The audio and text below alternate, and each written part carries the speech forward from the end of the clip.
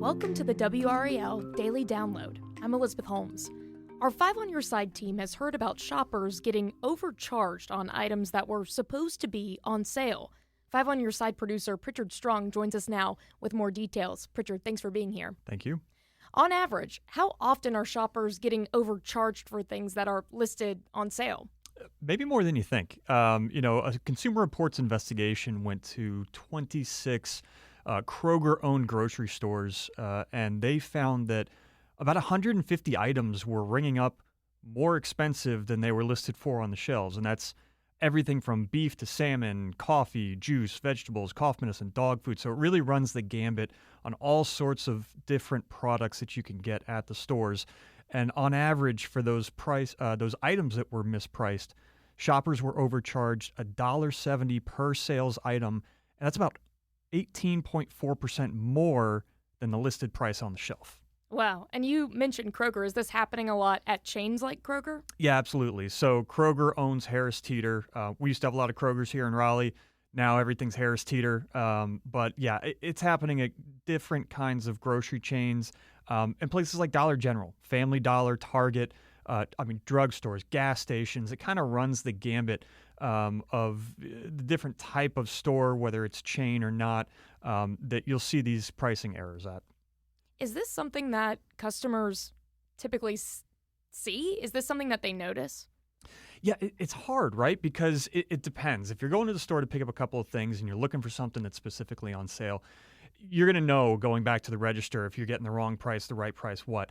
But you get somebody, a parent in there that's distracted by their kids in the car, or you just have a big order. It's hard to keep track of all that kind of stuff. So, it really just depends on the situation. And hopefully people are paying attention to the sales that they are trying to buy and catching those at checkout, but that can be hard. All right. We'll be right back. So WRAL wanted to see if this would happen when we actually went to a grocery store. So what actually did happen? Yeah, so 5 on Your Side reporter Keely Arthur went to several grocery stores. She found errors on several items, including at Aldi and Walmart. She did take those up to the cashiers. They were able to go ahead and reverse those really quickly. So when you catch them, the stores are willing to fix them, but it was a really easy thing to replicate this Consumer Reports investigation where they found these pricing errors. She did also go to Harris Teeter. Everything there that she bought did check out, so no issues there. And again, that's just kind of how it's going to go. Sometimes you're going to run into these things, sometimes you're not, and it really just depends on, is it accurate that week? Have all the price labels been changed out at the store? Mm-hmm. That was going to be my next question. Maybe why does something like this happen? Right. Yeah, exactly. So the Consumer Reports investigation cited Kroger workers that said major staffing cuts and reduced hours have left them stretched just way too thin.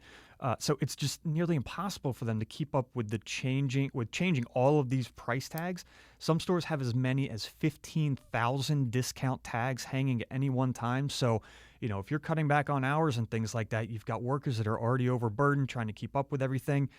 You can see how some of these would slip through the cracks, and, that comes back on the customer. Certainly something that can be overlooked. So when it does come back on the customer, what can the customer do to try to fix this and make sure they're not overpaying? So on the front end, try to pay attention to those sale prices that you're after. So, if you're getting a box of mac and cheese and it's $1 off, just snap a quick picture of that. You don't have to do that for every product that you're buying, but the ones that are on sale, it would be helpful.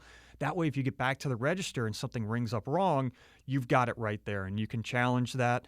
You can say to the cashier that something's not right. Customer service should be able to handle that quickly.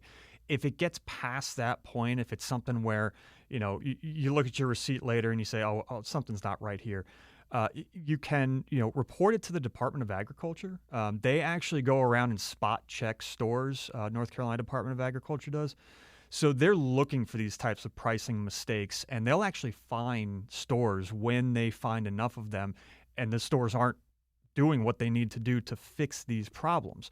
So we go more into that on WRAL.com and our social media pages about where exactly to report these types of incidents, how you can do that.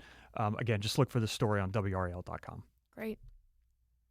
Well, thank you, Pritchard, for joining me today, and thank you for listening to the WRAL Daily Download. You can find more podcasts from WRAL News at WRAL.com. Search podcast. From sports to true crime, there are plenty of shows to keep you informed and entertained. Thanks for listening.